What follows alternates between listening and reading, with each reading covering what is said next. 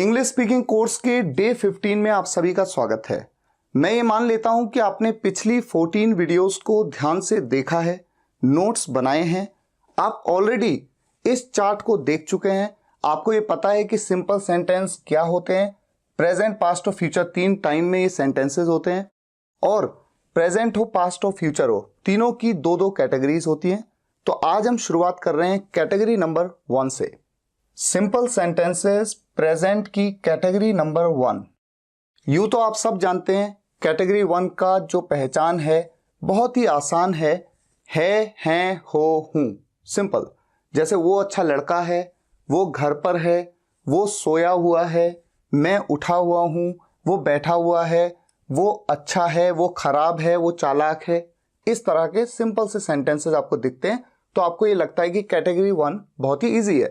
लेकिन इस कैटेगरी में भी कुछ कॉम्प्लिकेशंस आ जाते हैं, खासकर तब जब समय से का जिक्र हो जाता है, जो कि अभी आपको पता लगेगा। ऐसे में इज एम आर की जगह पर हैज बीन या हैव बीन का यूज होना, एक तो ये कॉम्प्लिकेशन आ जाता है। दूसरा, जब किसी सेंटेंस में ऑब्जेक्ट का पता नहीं चलता है तो वहां पर देयर की एंट्री हो जाना, या फिर सेंटेंसेस जैसे नॉर्मली तो इस स्ट्रक्चर में बनते हैं, अफर्मेटिव होते हैं, सकारात्मक, जहां पर सेंटेंस में नॉट का यूज नहीं होता, नहीं का प्रयोग नहीं होता है। नेगेटिव वो जिनमें नहीं का यूज होता है, जैसे वो घर पर नहीं है। इंटरोगेटिव वो जहां पर क्वेश्चन पूछा जाता है। नेगेटिव इंटरोगेटिव वो जहां पर क्वेश्चन भी पूछा जाता है और साथ में वो सेंटेंस नेगेटिव भी होता है, यानी उसमें नॉट भी होता है और क्वेश्चन भी होता है, नेगेटिव इंटरोगेटिव। लेकिन केवल इतना आसान नहीं रहता जब स्पेशल केसेस की एंट्री हो जाती है। ये कुछ स्पेशल केसेस हैं जो आपको पता होने चाहिए, तभी आप इस कैटेगरी को ढंग से समझ पाएंगे। तो आइए शुरुआत करते हैं और सेंटेंसेस लेते हैं और समझते हैं। मान लीजिए मैं आपके सामने एक छोटा सा सेंटेंस रखता हूं। सबसे पहले शुरुआत में, रवि एक अच्छा लड़का है। रवि एक अच्छा लड़का है, किसकी बात हो रही है? रवि की। तो सब्जेक्ट कौन है? रवि। इस सेंटेंस में कहीं पे नॉट आ रहा है, नहीं का प्रयोग हो रहा है? नहीं हो रहा है। इस सेंटेंस में क्या कोई क्वेश्चन पूछा गया है? नहीं पूछा गया है। तो ये सेंटेंस कैसा है? अफर्मेटिव। रवि एक अच्छा लड़का है, सब्जेक्ट है रवि। रवि के साथ में इज एम आर किसका यूज होगा? आप सब जानते हैं, ऑलरेडी मैं बता चुका हूं कि थर्ड पर्सन सिंगुलर के साथ में हमेशा इज का यूज होता है और रवि एक थर्ड पर्सन सिंगुलर सब्जेक्ट है, ये ऑलरेडी समझा चुका हूं। तो अफर्मेटिव की तरह इस सेंटेंस को हमने बना लिया, Ravi is a good boy.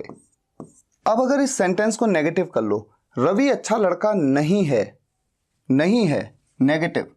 ऐसे में करना सिंपल है, ऑक्सिलरी वर्ब के बाद तुरंत नॉट का यूज हो जाएगा। नेगेटिव सेंटेंसेस में इज एम आर के बाद नॉट का यूज हो जाता है, ठीक है। तो यहां पर आप नॉट का यूज कर लेंगे, Ravi is not a good boy. मैं जानता हूं कि आप में से लगभग सभी को यह पता होगा कि कैसे इस सेंटेंस को बनाना है, लेकिन हैरानी की बात यह है कि कई बार ऐसा हुआ कि मैंने किसी से ये पूछा, क्या रवि एक अच्छा लड़का है? क्या रवि एक अच्छा लड़का है? इस सेंटेंस को बनाइए।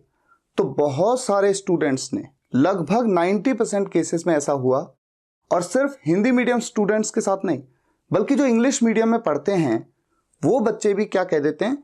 What is Ravi good boy? What का यूज कर लेते हैं। और व्हाट क्या है? एक WH फैमिली का मेंबर। तो वो समझते हैं कि जो इंटरोगेटिव सेंटेंस होते हैं उनमें क्या बोला तो व्हाट, क्यों बोला तो व्हाई, कहां बोला तो वेयर, किसे बोला तो whom, इनका यूज करना ही करना है। लेकिन मैं आपको ये बता देता हूं, किसी भी क्वेश्चन वाले सेंटेंस में, किसी भी इंटरोगेटिव सेंटेंस का आंसर अगर आप यस या नो में दे सकते हैं, इसे आप समझ लीजिए। अगर आप किसी भी इंटरोगेटिव सेंटेंस, किसी भी क्वेश्चन का आंसर यस या नो में दे सकते हैं, ऐसे में आपको WH फैमिली मेंबर का यूज कभी भी नहीं करना होता। यानी कि जब मैं आपसे कहता हूं क्या रवि एक अच्छा लड़का है, तो यहां पर क्या के लिए व्हाट का यूज हो ही नहीं सकता, क्योंकि वो एक WH फैमिली का मेंबर है और इस सेंटेंस का आंसर आप यस या नो में दे सकते हैं। कैसे? क्या रवि एक अच्छा लड़का है? तो आप क्या कहेंगे? मैं आपसे पूछ रहा हूं, क्या रवि एक अच्छा लड़का है? तो आप कह सकते हैं यस या आप कह सकते हैं नो। तो यस या नो में आप जवाब दे पा रहे हैं, इसका मतलब वहां कभी भी कोई WH फैमिली मेंबर यूज नहीं होगा। हाँ, अगर मैं आपसे ऐसे पूछूं आपका क्या नाम है, और अगर आप कहें यस, तो ये बात तो क्लियर नहीं हो पाई, आंसर नहीं मिला। या आप कह दें नो, नहीं, आपको बताना होगा कि आपका नाम क्या है। जैसे मैं आपसे पूछूं आप घर पर क्यों हैं, तो आपको बताना होगा कि आप क्यों हैं। आप जो भी बताएं कि मैं घर पे इसलिए हूं क्योंकि मेरे स्कूल की छुट्टी है, लेकिन आप सिंपली यस या नो कह दें, इससे दूसरे व्यक्ति के क्वेश्चन का आंसर उसको नहीं मिला। तो जब भी किसी क्वेश्चन का आंसर यस या नो में आप ना दे पाएं, केवल यस या नो में ना दे पाएं, बल्कि आपको कुछ बताना पड़े, कुछ सेंटेंस बोलना पड़े, ऐसे में WH फैमिली मेंबर का यूज 100% आपको करना होता है। अब अगर इसी सेंटेंस में मैं ऐसा कह दूं क्या रवि एक अच्छा लड़का है, क्या रवि एक अच्छा लड़का है, तो आप जान गए कि यस या नो में आप जवाब दे सकते हैं। आप कह सकते हैं यस या आप कह सकते हैं नो। तो अंडरस्टूड है कि ये इंटरोगेटिव सेंटेंस है, प्रश्न पूछा गया है, लेकिन WH फैमिली का मेंबर कभी यूज नहीं हो सकता। और सेंटेंस की शुरुआत हमेशा ऑक्सिलरी वर्ब से होगी, और ऑक्सिलरी वर्ब हमेशा सब्जेक्ट के हिसाब से लगती है। अब जब मेरा सब्जेक्ट है रवि, तो रवि एक थर्ड पर्सन सिंगुलर है, इसलिए उसके साथ में इज का यूज करना पड़ेगा। तो आप सेंटेंस को शुरू करेंगे इज से, और आप कहेंगे is Ravi, auxiliary verb, subject, और उसके बाद जो भी ऑब्जेक्टिव पार्ट है अ गुड बॉय। ये बेसिक सी चीजें हैं, लेकिन बहुत सारे स्टूडेंट्स को नहीं पता है, इसलिए बताना मेरा फर्ज है। और अगर मैं ऐसा कह दूं, ऐसा क्वेश्चन हो जाए क्या रवि अच्छा लड़का नहीं है, नेगेटिव भी और प्रश्न भी, इंटरोगेटिव भी, तो इज एम आर के बाद सब्जेक्ट आया, इज एम आर के बाद सब्जेक्ट, और इसके बाद नॉट का यूज। हमेशा ध्यान रखिए, नॉट का यूज हमेशा सब्जेक्ट के तुरंत बाद किया जाता है। तो इस सेंटेंस में मैं क्या कहूंगा, is Ravi not a good boy, क्या रवि अच्छा लड़का नहीं है। अच्छा, अब मान लीजिए मैं आपसे कहूं रवि अच्छा लड़का क्यों है, क्यों, क्यों कह दिया मैंने, क्यों के लिए WH फैमिली मेंबर वाई का यूज किया जाता है। और चूंकि मैंने जो आपसे पूछा है वो एक प्रश्न है, क्वेश्चन है, तो इंटरोगेटिव सेंटेंस है, तो ये जो है इज, इससे तुरंत पहले क्या आ जाएगा, why. Why is Ravi a good boy, Ravi अच्छा लड़का क्यों है। मान लीजिए क्यों की जगह मैं कहता रवि अच्छा लड़का कैसे है, हाउ, कैसे को हाउ कहते हैं, how is Ravi a good boy, तो यहां पर वाई की जगह क्या आ जाएगा, हाउ। तो आपने देखा कि WH फैमिली मेंबर का आपको यूज करना है शुरुआत में, और उसके बाद तो ऑक्सिलरी वर्ब का यूज होगा ही होगा। और सेंटेंस में अगर उस सेंटेंस का आंसर आप यस या नो में दे सकते होंगे, तो कभी भी WH फैमिली मेंबर का यूज आप नहीं करेंगे। अभी आगे और चीजें आएंगी तो समझ में आता जाएगा। मैंने एक सेंटेंस लिया, अंजलि सोई हुई है, अंजलि सोई हुई है, तो अंजलि के बारे में सिर्फ बताया गया है कि वो सोई हुई है, तो अंडरस्टूड है कि एक सिंपल सेंटेंस है और कैटेगरी 1 में है, क्योंकि है, हैं, हो, हूं का यूज हो रहा है। ठीक है। अफर्मेटिव सेंटेंस है क्योंकि नॉट का यूज हो नहीं रहा, क्वेश्चन कोई है नहीं, सब्जेक्ट है अंजलि। अंजलि, अंजलि एक थर्ड पर्सन सिंगुलर है, तो इसका यूज कर लिया, अंजलि इज सोई हुई। आप जानते हैं ऑलरेडी, सोई हुई, बैठी हुई, उठी हुई। सोई हुई के लिए मैंने आपको क्या बताया था वीडियो में, अस्लीप। इस वर्ड का आप यूज करेंगे, अंजलि इज अस्लीप। अब अगर इसका नेगेटिव बनाना हो तो अंजलि इज नॉट अस्लीप। अगर इसका इंटेरोगेटिव मैं बना दूं, क्या अंजलि सोई हुई है, क्या, क्या बोलते ही ऑक्सिलरी वर्ब शुरुआत में आ जाती है सब्जेक्ट से, सब्जेक्ट से पहले। इज अंजलि अस्लीप, क्या अंजलि सोई हुई है। अब यहां पर इस क्वेश्चन का आंसर चूंकि आप यस या नो में दे सकते हैं, इसीलिए आपने यहां पर WH फैमिली मेंबर का यूज नहीं किया।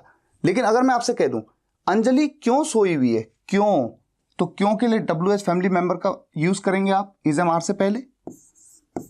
Y is Anjali asleep, Anjali सोई हुई क्यों है। या फिर अंजलि किसके साथ सोई हुई है, किसके साथ, तो किसके साथ के लिए कौन सा WH फैमिली मेंबर यूज होता है, with whom is Anjali asleep, Anjali कहां सोई हुई है, वेयर इज अंजलि अस्लीप, तो आप देख रहे हैं ना, WH फैमिली मेंबर का यूज तुरंत हो जा रहा है सबसे पहले शुरुआत में। इसी तरह से सेंटेंसेस को बनाया जाता है। मेरी उंगलियां सूजी हुई हैं। मेरी उंगलियां, मान लीजिए 2-4 उंगलियां हैं, तभी तो कह रहा हूं उंगलियां, मेरी उंगलियां सूजी हुई हैं। किसके बारे में बात हो रही है? मेरी उंगलियों के बारे में। सिर्फ बताया गया है कि वो सूजी हुई हैं, तो सिंपल सेंटेंस की कैटेगरी 1 में है, क्योंकि है हूं का यूज हो रहा है। सब्जेक्ट है मेरी उंगलियां। अब मेरी उंगलियां एक से ज्यादा हैं, प्लूरल है, इसलिए प्लूरल के साथ हम सब जानते हैं प्लूरल के साथ आर का यूज होता है। माई फिंगर्स आर, और सूजी हुई को क्या कहते हैं? ऑलरेडी मैंने आपको वीडियो में बताया था, स्वोलन। अगर इसका नेगेटिव बनाना हो कि मेरी उंगलियां सूजी हुई नहीं हैं, तो माई फिंगर्स आर नॉट, यहां पर आर के बाद नॉट का यूज हो जाएगा। My fingers are not swollen. अब अगर इसका इंटरोगेटिव बना दूं, क्या मेरी उंगलियां सूजी हुई हैं? क्या से शुरुआत कर दूं सेंटेंस की, तो आर का यूज कहां हो जाएगा? शुरुआत में। Are my fingers swollen. अब अगर मैं कह दूं मेरी उंगलियां सूजी हुई क्यों हैं, क्यों के लिए WH फैमिली मेंबर, इंटरोगेटिव ही तो है ना सेंटेंस। चाहे मैं कहता क्या मेरी उंगलियां सूजी हुई हैं, तब भी प्रश्न है, और क्यों सूजी हुई हैं तो भी क्वेश्चन है, क्यों के लिए वाई। मेरी उंगलियां सूजी हुई कैसे हैं? How are my fingers swollen. अच्छा, एक बात और, यहां तक कि बड़ी हैरानी की बात है, लेकिन कुछ स्टूडेंट्स ये भी सोच लेते हैं कि जैसे ये सेंटेंस है मेरी उंगलियां सूजी हुई हैं, तो बात मेरी हो रही है, मेरी मतलब आए, तो आए के साथ एम लगा दें। और आपको जिनको आता है वो तो हंसेंगे, लेकिन हकीकत में ऐसा बहुत सारे स्टूडेंट्स सोचते हैं। तो आपको हमेशा ध्यान रखना है कि सब्जेक्ट मेरी बात नहीं हो रही है, सब्जेक्ट आई नहीं है, मैं नहीं हूं, बल्कि सब्जेक्ट है मेरी उंगलियां। और मेरी उंगलियां एक से ज्यादा हैं, थर्ड पर्सन है, तो ये थर्ड पर्सन का प्लूरल सब्जेक्ट है। और जब प्लूरल सब्जेक्ट होता है तो उसके साथ में लगता है आर। अब देखिए, इस सेंटेंस से कहानी थोड़ा सा बदलेगी, अब कुछ चीजों की एंट्री होने वाली है। ठीक है, ये जो सेंटेंस है आप घर पर हैं, अफर्मेटिव सेंटेंस है, और इसे सिंपली आप कैसे बनाते हैं? You are at home. ये सेंटेंस तो लगभग हर कोई बनाना जानता है, आप घर पर हैं, यू आर एट होम। लेकिन अच्छा, पहले इसका नेगेटिव बना लें, मन ही मन में बना लेते हैं, लिखता नहीं हूं मैं, कोई बात नहीं, वैसे बना लेते हैं। आप घर पर नहीं हैं, you are not at home, not लग जाएगा। क्या आप घर पे हैं? क्या बोल दिया, तो आर का ये शुरुआत में हो जाएगा। Are you at home, are you at home, are you at home. ठीक है, आप घर पर क्यों हैं, क्यों के लिए why are you at home. आप घर पर किसके साथ हैं, किसके साथ के लिए with home are you at home. आप घर पर कब से हैं। अच्छा, ये कब से, अभी ये चीज थोड़ा सा इंटरेस्टिंग है, क्योंकि यहां पर फिर आर नहीं आएगा। क्यों नहीं आएगा वो मैं आपको बताऊंगा, लेकिन उससे पहले थोड़ा सा सेंटेंस में एक चेंज कर लेते हैं। आप सुबह से घर पर हैं। अब इंटरेस्टिंग बात यह है कि जैसे ही मैंने कहा सुबह से, जैसे ही समय से की एंट्री हो गई, समय से, तुरंत क्या होगा कि जो मेरी हेल्पिंग वर्ब है या जो मेरी ऑक्सिलरी वर्ब है इज एम आर, इनका यूज नहीं होगा, बल्कि इनकी जगह पर हैज बीन या हैव बीन का यूज होगा। तो ये जो आर है, देखिए आप सुबह से घर पे हैं, यू, अब ये आर की जगह पर सब्जेक्ट है यू कैसा सब्जेक्ट माना जाता है? प्लूरल कैटेगरी में माना जाता है। और प्लूरल कैटेगरी में जैसे आर का यूज किया जाता है, हैज बीन या हैव बीन में से किसका यूज किया जाए? आपको मैंने बताया है ऑलरेडी, हैज का use third person singular subject के साथ, और बाकी सभी सब्जेक्ट्स के साथ में क्या? Have been. तो यहां पर यू के साथ क्या यूज होगा? Have been. तब देखिए आर की जगह पर क्या यूज हो गया? Have been. सेंटेंस लगभग वैसा ही है, सिर्फ एंट्री हो गई है समय से की, सुबह से। You have been at home, घर पर, कब से? सुबह से। अब से के लिए सिंस का यूज भी होता है, फॉर का यूज भी होता है। फिलहाल यहां पर सिंस का यूज होगा, सिंस मॉर्निंग। तो आपने देखा कि कैसे चेंज हो गया, आप घर पर हैं, यू आर एट होम, लेकिन आप सुबह से घर पे हैं, जैसे समय से बोला तुरंत आर नहीं हैव बीन का यूज हो गया। अगर थर्ड पर्सन सिंगुलर सब्जेक्ट होता तो हैज बीन का यूज हो जाता। जैसे मान लीजिए वो सुबह से घर पे है, वो सुबह से घर पे है, तो मैं वो के लिए क्या कहता, ही। एक लड़का है तो ही, लड़की होती तो शी, और ही के साथ में फिर क्या लगता, he has been at home since morning. अब एक चीज और है, जब जैसे इनको हम नेगेटिव बना रहे हैं, क्वेश्चन मार्क बना रहे हैं, इंटरोगेटिव बना रहे हैं, तो हम क्या कर रहे हैं, जैसा प्रोसेस हम इस स्ट्रक्चर में फॉलो कर रहे हैं वैसा ही स्ट्रक्चर यहां पर भी फॉलो होगा। थोड़ा एक आइडिया देता जाता हूं। देखिए, आप सुबह से घर पे हैं, you have been at home since morning. आप सुबह से घर पे नहीं हैं, नहीं बोला तो नॉट का यूज हैज के बाद या हैव के बाद, यहां पर हैव के बाद नॉट आ जाएगा। You have not been at home since morning. और ऐसा नहीं है कि लिखने में ऐसा है, बोलने में नहीं है। लिखना हो चाहे बोलना हो, यही सही इंग्लिश है। ये सही इंग्लिश तब नहीं है जब समय से की बात हो। और इंटरोगेटिव अगर बना दें सेंटेंस को कि क्या आप सुबह से घर पे हैं, क्या आप सुबह से घर पे हैं, तो इंटरोगेटिव हो गया ना। तो ये जो हैव है इसका यूज शुरुआत में हो जाएगा। Have you been at home since morning, have you been at home since morning, ये हो गया। और क्या आप सुबह से घर पे नहीं हैं, क्वेश्चन भी, नेगेटिव भी और क्वेश्चन भी, इंटरोगेटिव भी। Have you not been at home, have you not been at home, have शुरुआत में, यहां पर हैव यू, और सब्जेक्ट के बाद ही तो नॉट का यूज होता है ना। Have you not been at home since morning, ये है। अच्छा, अभी हम आगे बढ़ेंगे, अभी ये ऐसे खत्म नहीं हो सकता, इसमें थोड़ी सी कुछ चीजें और ऐड करनी है। लेकिन उससे पहले एक आइडिया आपको दे देता हूं कि यहां पर मैंने सिंस का यूज क्यों किया, और सिंस का एक और ऑल्टरनेटिव है फॉर, उसका यूज क्यों नहीं किया। ठीक है, तो देख लेते हैं नेक्स्ट स्लाइड में। से, ये से आता है ना, समय से, किसी समय से, इसके लिए सिंस है और फॉर है। सिंस का यूज किसी बीते निश्चित समय से, since a point in time in the past, किसी पॉइंट इन टाइम से। ठीक है, जैसे मान लीजिए मैं कहूं कि मैं 2 बजे से घर पे हूं, तो 2 बजे वो एक निश्चित समय की बात हो रही है, एक डेफिनेट टाइम की बात हो रही है, तो वहां पर मैं यूज करूंगा सिंस। चाहे मैं सिंस 2 o'clock कह रहा हूं या 2 AM कह रहा हूं, सिंस 2 AM, सिंस 2 PM। किसी साल की बात करें, सिंस 1998, सिंस 2002, सिंस 2020।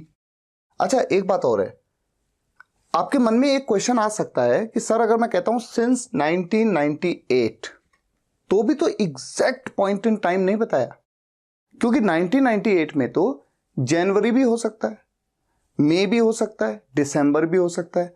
मैं आपसे कहता हूं मैं 1998 से यहां हूं, तो 1998 मैंने ये तो नहीं बताया ना कि जनवरी से या फरवरी से, मैंने मंथ नहीं बताया, तो 1998 बोला तो एग्जैक्ट तो तब भी नहीं पता लग रहा है।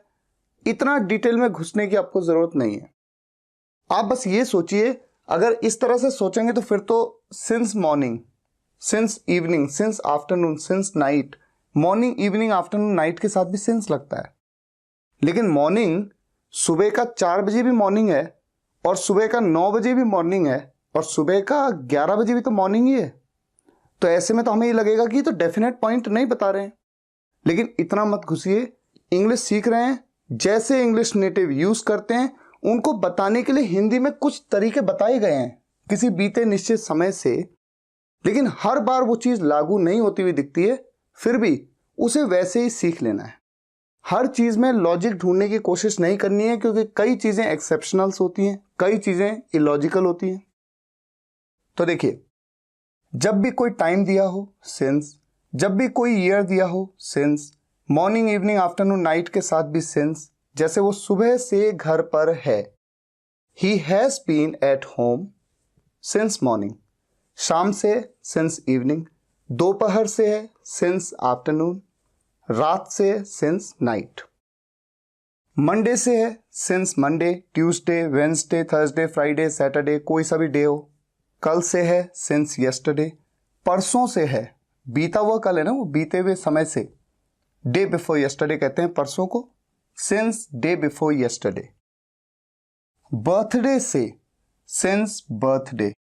जैसे मान लीजिए मैं आपसे कहूं वो मेरे घर पर अपने बर्थडे से है, जब उसका बर्थडे था तो वो मेरे घर आया था, तब से वो मेरे घर पे है। He has been at my home, वो मेरे घर पे है सिंस हिज बर्थडे। ऐसे ही तो बनाना है सेंटेंस को। Since anniversary, since that day, उस दिन से। तो वो एक पर्टिकुलर डे है, इसलिए कह दिया कि वो एक पॉइंट इन टाइम है। बचपन से आ जाए कहीं सेंटेंस में, सिंस चाइल्डहुड।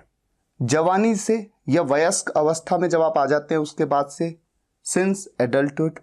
अच्छा, एडल्टहुड हम जनरली 18 ईयर्स के बाद के पीरियड को कहते हैं। 18 ईयर्स का कोई हो जाए तो वयस्क हो गया, सिंस एडल्टहुड। सिंस बर्थ, जन्म से। सिंस बिगिनिंग, शुरुआत से। अब ये इंटरेस्टिंग है, since you are here, since I left, since you called me. मतलब सिंस के बाद भी एक सेंटेंस, सिंस के बाद भी एक सेंटेंस, सिंस के बाद भी एक सेंटेंस। और इसे जनरली क्लॉज कहते हैं, क्योंकि ये पूरा सेंटेंस नहीं है, ये केवल एक पार्ट है, लेकिन अपने आप में पूरा सेंटेंस हो सकता है, इसलिए इसको क्लॉज कहते हैं। अगर आपको नहीं पता है कोई बात नहीं, इतना घुसने की जरूरत नहीं है इस पे।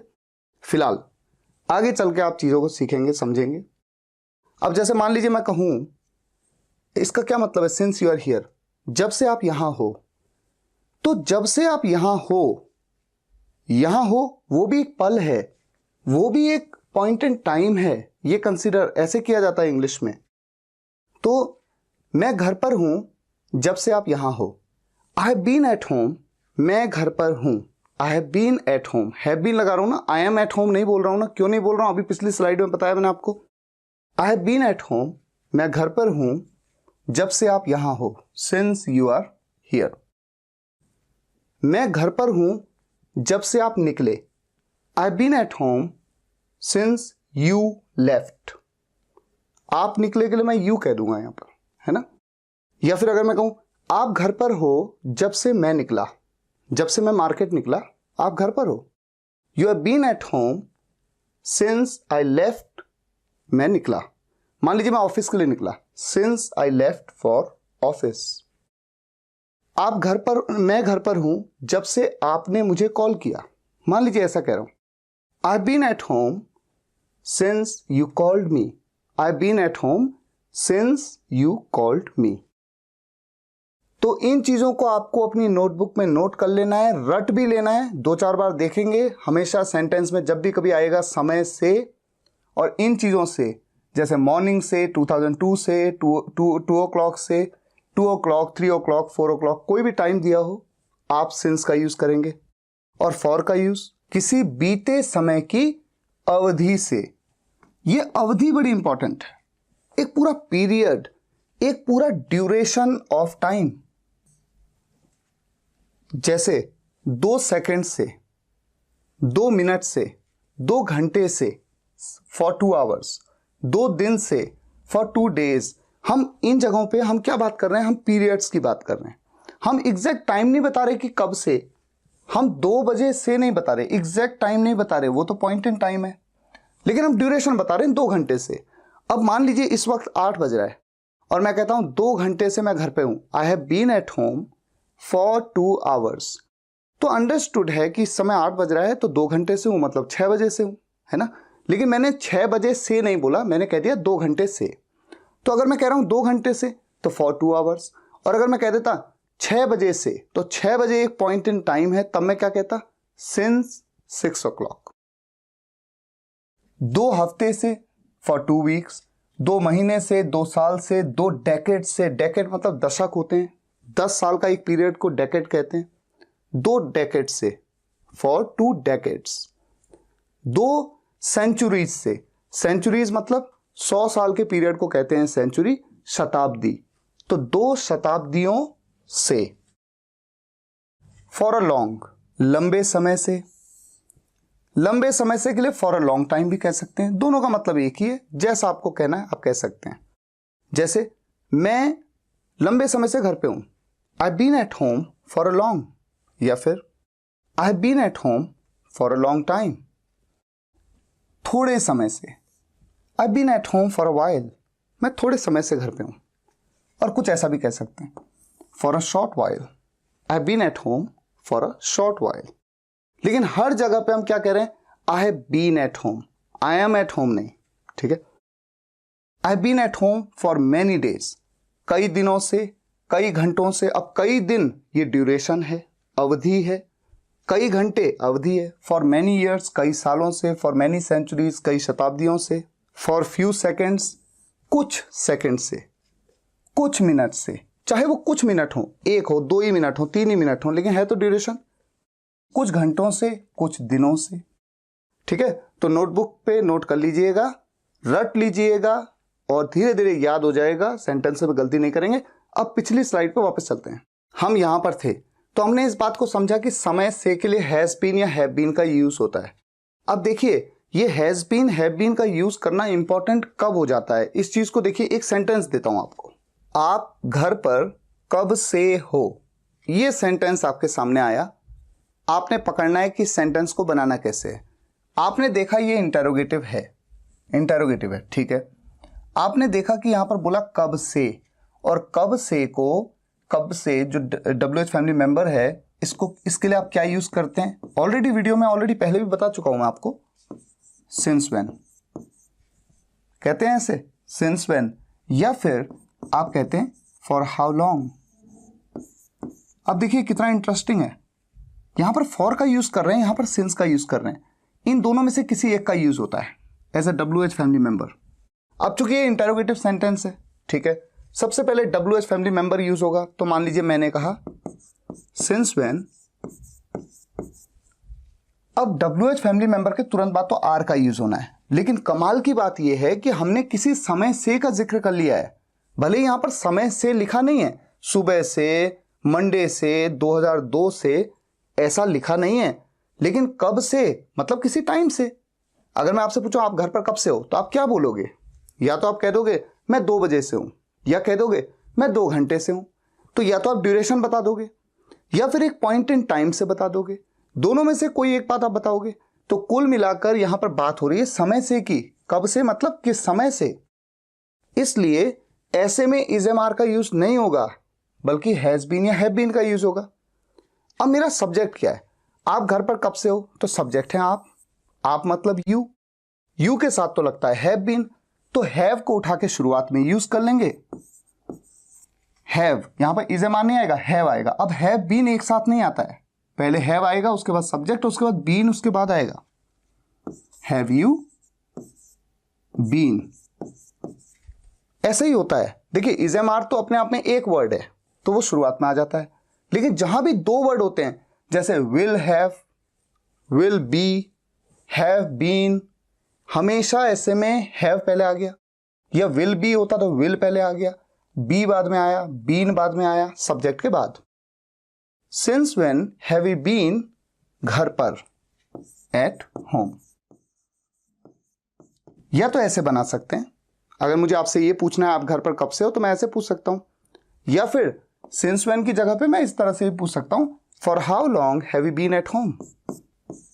अच्छा, अब एक चीज देखिए, आइडियल कंडीशन में, आइडियल केस में, अगर मैं आपसे ये सवाल पूछूं, since when have you been at home, आप घर पर कब से हो, तो आपका आंसर, चूंकि मैं आपसे सिंस व्हेन पूछ रहा हूं, तो मैं जानना चाहता हूं सिंस व्हाट टाइम, तो आपको सिंस के साथ ही आंसर देना चाहिए, सिंस 2 o'clock। इस बात को पूरा भी बोल सकते हो, पूरा आंसर ऐसे भी दे सकते हो, I been at home since 2 o'clock। तो मैंने पूछा since when have you been at home, आपने कहा I been at home since 2 o'clock, या फिर सिंपली सिंस 2 o'clock। और जब मैं आपसे पूछूं for how long have you been at home, तो मैंने यहां पर कहा फॉर हाउ लॉन्ग, फॉर का यूज कर रहा हूं, इसका मतलब मैं आपसे ड्यूरेशन पूछ रहा हूं कि कब से हो। तो मान लीजिए आप 4 घंटे से हो, तो आप कह सकते हो फॉर 4 hours, या आप पूरा सेंटेंस बोल सकते हो, मैं 4 घंटे से घर में हूं, I have been at home for 4 hours। तो छोटा सा आंसर भी, बड़ा आंसर भी। हिंदी में भी तो हम ऐसे ही देते हैं ना, हम किसी को ऐसा भी कह सकते हैं 4 घंटे से, या हम ऐसा भी कह सकते हैं मैं घर पर 4 घंटे से हूँ। तो जिस तरह से हिंदी में वैसे इंग्लिश में, तो थोड़ा आइडिया मिल रहा है अभी आपको, ठीक है। वैसे तो देखिए हम कैटेगरी 1 देख रहे हैं, मेनली हमारा स्ट्रक्चर यही है, लेकिन जब भी समय से की एंट्री हो गई तो हैज बीन या हैव बीन का यूज हो रहा है। और जब हम प्रैक्टिस करेंगे तो चीजें आपको बहुत ज्यादा क्लियर होंगी, क्योंकि मैं प्रैक्टिस में कोई 1 2 4 सेंटेंसेस नहीं, बहुत सारे सेंटेंसेस की आपको प्रैक्टिस कराऊंगा। अब हम इस सिनेरियो पे मूव करते हैं। ये वाला जो सिनेरियो है, इसमें क्या होता है कि जब भी किसी सेंटेंस में ऑब्जेक्ट का पता ही नहीं चलता, ऑब्जेक्ट नहीं होता मान लीजिए, तो वहां पर आप देयर का यूज कर लेते हैं, और बेहतर होता है कि आप देयर का यूज एज अ सब्जेक्ट कर लें। अब देखिए आपने किसी कहानी की शुरुआत कैसे सुनी है, ऐसे सुनी है ना, एक लड़का है और उसके बाद कहानी शुरू हो जाती है। एक लड़का है, उसके पापा बहुत तेज हैं, वो ऐसे हैं वैसे हैं, पूरी कहानी शुरू हो गई, ठीक है। लेकिन शुरुआत तो ऐसे हुई, एक लड़का है। अब ये सेंटेंस, अब देखिए मैं आपसे पूछूं कि बताइए ये सेंटेंस कैसा है, तो आप कहेंगे सर ये अफर्मेटिव है, क्योंकि इस सेंटेंस में नॉट का यूज तो कहीं हो नहीं रहा है। लेकिन मैं आपसे पूछता हूं सब्जेक्ट क्या है, आपने कहा सर सब्जेक्ट है एक लड़का, क्योंकि एक लड़के के बारे में बात हो रही है, ठीक है। अब ऑब्जेक्ट कहां है, ऑब्जेक्ट तो है ही नहीं, ये है हो हूं, ये तो ऑक्सिलरी वर्ब है, इज एम आर का यूज करते हैं इसके लिए, तो ऑब्जेक्ट आपको मिल ही नहीं रहा। तो जब आपको ऑब्जेक्ट नहीं मिलता है तो आपके पास 2 विकल्प हैं, या तो सब्जेक्ट, अफर्मेटिव सेंटेंस के हिसाब से सब्जेक्ट में पहले लिख दीजिए एक लड़का के लिए अ बॉय। अब एक लड़का है, सिंगुलर है, तो इज का यूज करेंगे, अ बॉय इज। अब ऑब्जेक्ट कुछ है नहीं तो सेंटेंस ऐसे कंप्लीट नहीं होता है, सेंटेंस में सब्जेक्ट चाहिए, ऑक्सिलरी वर्ब चाहिए, और फिर ऑब्जेक्टिव पार्ट में भी चाहिए। तो जब ऑब्जेक्ट कुछ नहीं दिखा तो ऐसे में ऑब्जेक्ट में क्या यूज कर लिया गया, देयर। ये है कॉन्सेप्ट। अब देखिए मैंने आपसे क्या कहा कि देयर का यूज जनरली सब्जेक्ट में करना ज्यादा बेहतर है, और इसी तरह से इंग्लिश नेटिव करते हैं। तो अगर इस सेंटेंस को किसी इंग्लिश नेटिव को बोलना हो, किसी अंग्रेज को बोलना हो, तो वो ऐसे नहीं कहेगा a boy is there, rather वो ऐसे कहेगा, वो देयर को सब्जेक्ट में यूज कर लेगा, और ये जो एक लड़का है इसको सब्जेक्ट नहीं बल्कि ऑब्जेक्ट में यूज कर लेगा, यानी देयर को यहां, अ बॉय को यहां, देयर इज अ बॉय। और अगर यहां पर हो 4 लड़के हैं, 4 लड़के हैं, ऐसे में देखिए चूंकि लड़के 4 हैं तो प्लूरल हुआ एक तरह से, है ना, 4 लड़के मतलब एक से ज्यादा है, तो या तो ऐसे कह सकते हैं 4 boys are there, 4 boys are there. लेकिन इंग्लिश नेटिव बजाय ऐसा कहने के मैंने आपको क्या बताया, वो देयर का यूज सब्जेक्ट में कर लेते हैं और ऑब्जेक्टिव पार्ट में सब्जेक्ट को ले जाते हैं, बोलते वक्त, लिखते वक्त भी, बोलते वक्त भी। और यही तरीका आपको फॉलो करना है। आप इस तरीके का यूज मत करिए, क्योंकि जिस तरह वो बोलते हैं हमें उसी तरह से बोलना है। और अगर हो कि कोई लड़का नहीं है, अगर तो मैंने कहा एक लड़का है तो देयर इज अ बॉय, 4 लड़के हैं, देयर आर 4 बॉयज। आप देख सकते हैं इज या आर का यूज इस बात पे डिपेंड कर रहा है कि इसके बाद सिंगुलर है या प्लूरल है ना, इंटरेस्टिंग। लेकिन ये बना इस तरह से है, इसी वजह से चूंकि ये प्लूरल था इसलिए आर लगा, तो चूंकि इस देयर की जगह पे 4 बॉयज की जगह पे देयर को ले आए, ऊपर भी हमने ऐसे ही किया, इसीलिए एक्चुअल में ये सब हो रहा है। अब अगर मान लीजिए कहना है कि कोई लड़का नहीं है, तो देयर वाले सेंटेंस में कोई लड़का नहीं है, देयर इज नो बॉय। और कोई लड़के नहीं है, कोई लड़के नहीं है, जैसे किसी ने कहा वहां पर देखो 25 लड़के हैं, आप गए आपने देखा, आपने कहा कोई लड़के नहीं है, तो there are no boys, there are no boys, boy के बाद एस, ठीक है। अच्छा कुछ सेंटेंसेस रखता हूं, एक आदमी है। अब अंडरस्टूड है कि अगर मेरा सब्जेक्ट है एक आदमी तो ऑब्जेक्ट कुछ है ही नहीं, तो मैं देयर का यूज सब्जेक्ट में कर लेता हूं। देयर इज, एक आदमी है, there is a man. Is का यूज क्यों किया, क्योंकि एक ही आदमी है। कोई आदमी नहीं है तो मैंने क्या कहा आपसे, देयर इज नो का यूज करना है, नॉट का नहीं, क्या, नो का यूज करना है। यही तो चीजें हैं सीखने की। There is no man. अब इस सेंटेंस में देखिए वहां कोई आदमी नहीं है, यहां पर कोई आदमी नहीं है, इतना वहां लग गया। अब वहां के लिए भी देयर का यूज होता है। अब यहां पर तो देयर का सेंस वहां का नहीं है ना, लेकिन अब देयर का यूज वहां के लिए भी होगा। There is no man there. इस तरह का सेंटेंस आपने देखा होगा और आप सोच में पड़ जाते होंगे कि देयर का यूज डबल डबल क्यों किया। हाँ, अगर इस सेंटेंस को मैं वैसे बना लेता जैसे मैं पहले बना रहा था, इसके दो तरीके हैं ना। अगर मैं ऐसे बना लेता नो मैन इज देयर, तब तो देयर देयर बार बार यूज नहीं करता, देयर का मतलब ही होता वहां, नो मैन इज देयर। तो इस सेंटेंस को बनाने का एक तरीका ये हो सकता है नो मैन इज देयर। या फिर अगर देयर से शुरुआत जैसे नॉर्मली आप करेंगे नेटिव्स की तरह, तो आप कहेंगे there is no man there. और ये गलत नहीं है, ये बिल्कुल सही सेंटेंस है, ऐसे ही इंग्लिश नेटिव बोलते हैं। कोई चारा नहीं है, चारा नहीं है, चारा मतलब क्या, जो गाय को चारा खिलाते हैं वो चारा तो नहीं बात हो रही है।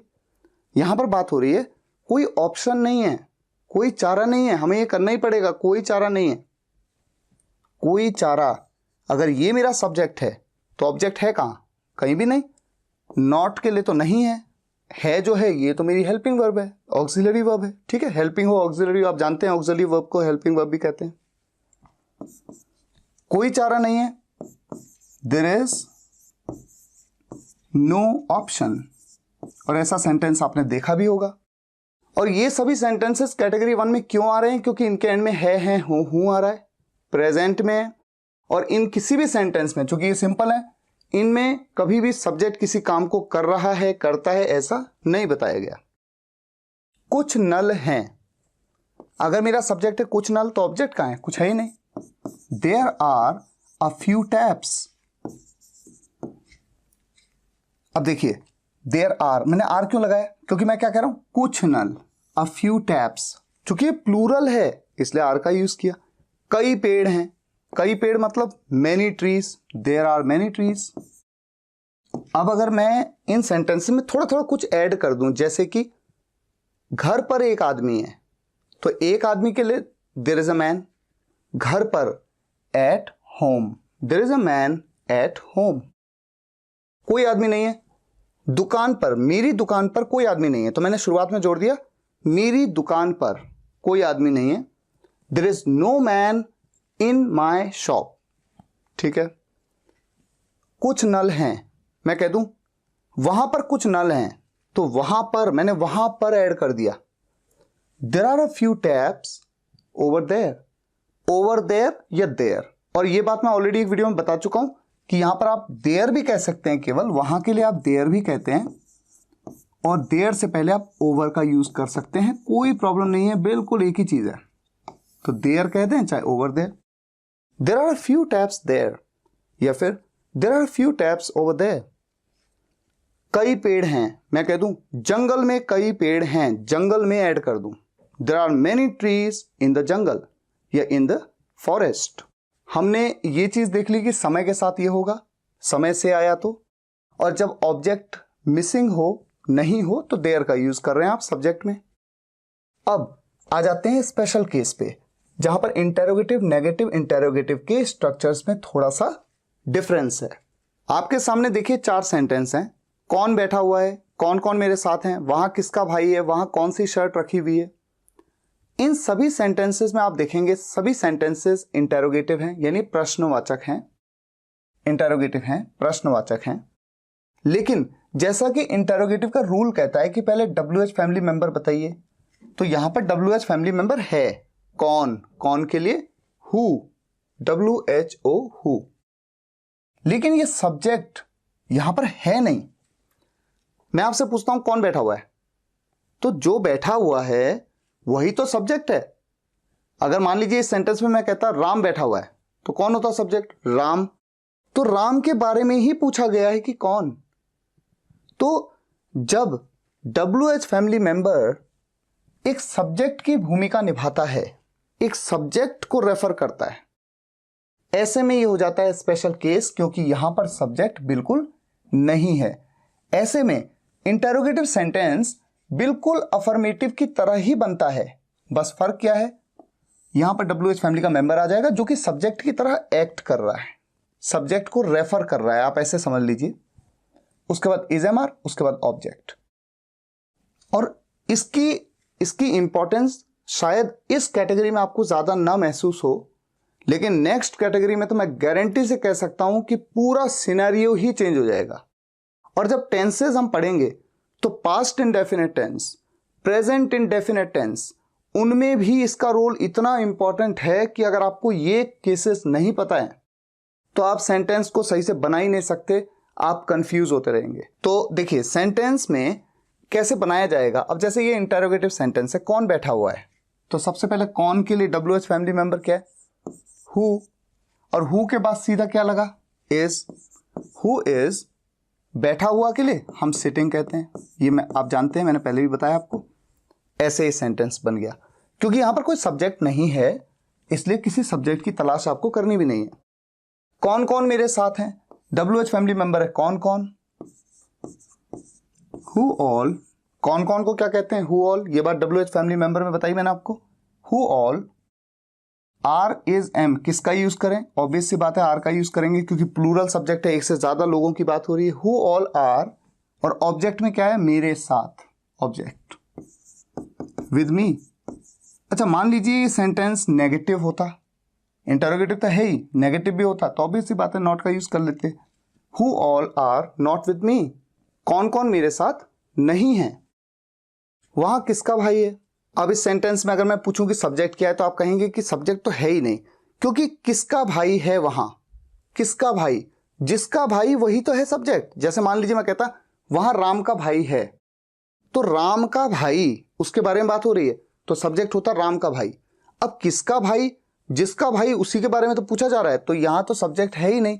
लेकिन जो WH फैमिली मेंबर है किसका भाई, ये सब्जेक्ट को रेफर कर रहा है। और किसका भाई के लिए WH फैमिली मेंबर की पिछली वीडियो में क्या बताया था मैंने आपको, किसका भाई के लिए आप क्या कहेंगे, हुज ब्रदर। पूरा का पूरा एक साथ आता है, ऐसा नहीं हुज केवल WH फैमिली मेंबर किसका हो गया और भाई अलग आएगा, नहीं, हुज ब्रदर पूरा एक साथ। हुज ब्रदर इज है वहां। अब वहां के लिए हम देयर का यूज करते हैं, ये तो हम सब जानते हैं, क्वेश्चन मार्क ऑब्जेक्टिव पार्ट में आ गया, ठीक है।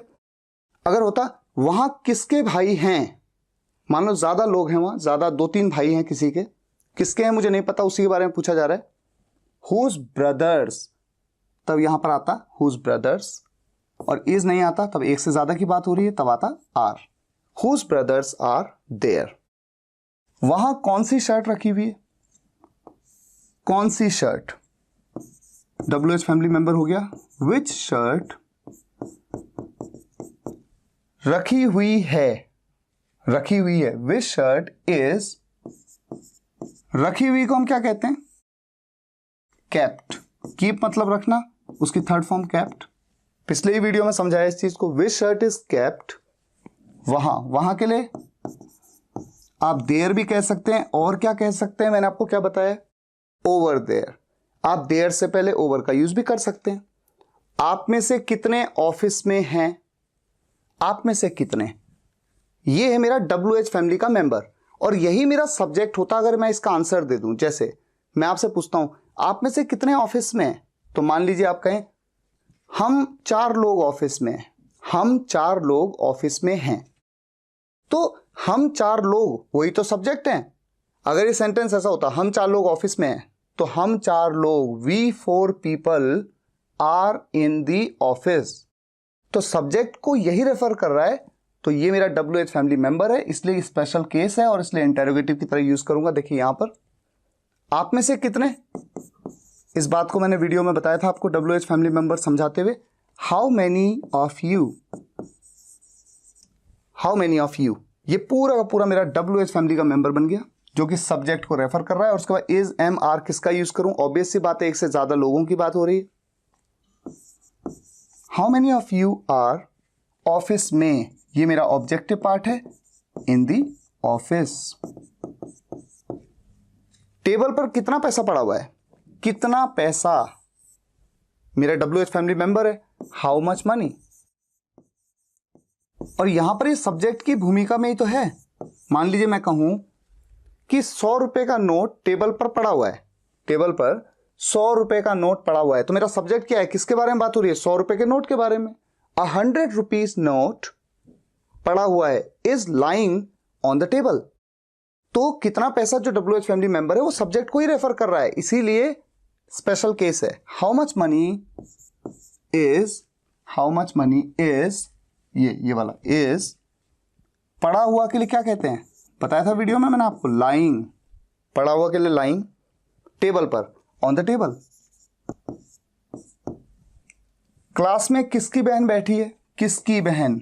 जिसकी बहन बैठी है, मान लीजिए राहुल की बहन बैठी है, तो राहुल की बहन यही है मेरा सब्जेक्ट जिसके बारे में मैं पूछ रहा हूं। तो किसकी बहन? Whose sister is है बैठी या बैठी हुई, क्या कहते हैं? सिटिंग। कहां पर? क्लास में, in the class, question mark. तुम्हारा कौन सा भाई मेरे साथ था? तुम्हारा कौन सा भाई मेरे साथ था? तुम्हारा कौन सा भाई, ये पूरा का पूरा मेरा WH फैमिली मेंबर्स है जो कि सब्जेक्ट को रेफर कर रहा है। तुम्हारा कौन सा भाई, इसके लिए मैंने पिछली वीडियो में क्या बताया था आपको, WH फैमिली मेंबर की वीडियो में, याद करिए। वीडियो को पॉज भी कर सकते हैं, थोड़ा सोचिए, अपने नोट्स देखिए। तुम्हारा कौन सा भाई? Which brother of yours, which brother of yours. अच्छा, मैंने यहां पर था कह दिया, ये तो पास्ट में हो जाएगा ना, इसे है कह देता हूं, क्योंकि था वाले में बताऊंगा, था की चीजें फिलहाल है। तुम्हारा कौन सा भाई मेरे साथ है? Which brother of yours is with me, question mark. तो आपने एक आइडिया ले लिया है कि कैटेगरी एक्चुअल में इज एम आर के साथ में है, ठीक है, ये आप इस तरह के सेंटेंस से बनेंगे, लेकिन समय से आ जाएगा तो हैज बीन हैव बीन में कन्वर्ट हो जाएगा, ये इज एम आर यूज नहीं होगा। और अगर ऑब्जेक्ट मिसिंग है तो ऐसे में देयर का यूज होगा।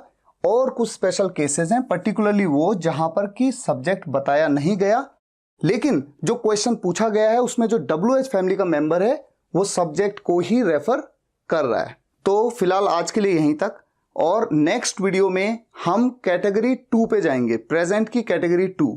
अच्छा, कैटेगरी 1 के बाद 2 जब आप सीख लेंगे, उसके बाद जब आप पास्ट की कैटेगरीज देखेंगे तो वो प्रेजेंट से काफी रिलेट करेगी, तो थोड़ा आसानी हो जाएगी।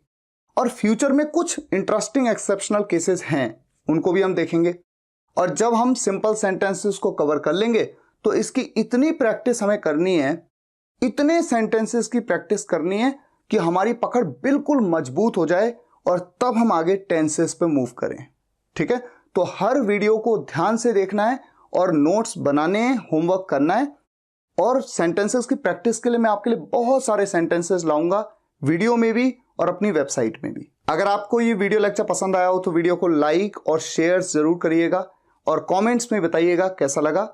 अगर आप इस चैनल पर नए हैं तो चैनल को सब्सक्राइब कर लीजिए, एक एक वीडियो को देखना है और इंग्लिश सीखनी है। मिलते हैं नेक्स्ट वीडियो लेक्चर में। Take care, good bye.